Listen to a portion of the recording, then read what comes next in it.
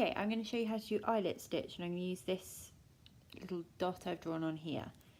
Now, what I like to do before I start my eyelet stitch is to use a blunt needle or a tool, anything like this, that's about the size of the hole you want to create, and just push down into the fabric to create a hole.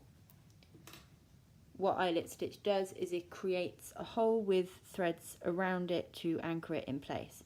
So then all you're going to do is, depending on how wide you want it, I'm going to keep it quite nice and big, and you're just going to come up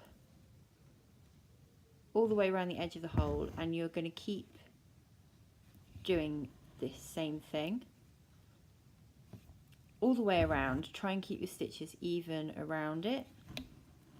You can do this without creating an original hole, and you won't create such a big eyelet, but I like the look of having an actual hole in the piece, so this is the way I'm doing it.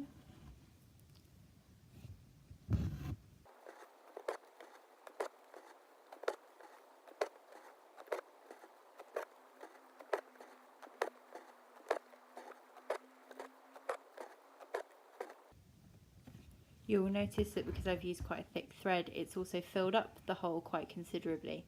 So I still have a nice little hole. You can't quite even see anymore. So always make a bigger hole than you think, and also bear in mind that if you pull your threads tighter or use thinner threads, then you are going to create a bigger hole.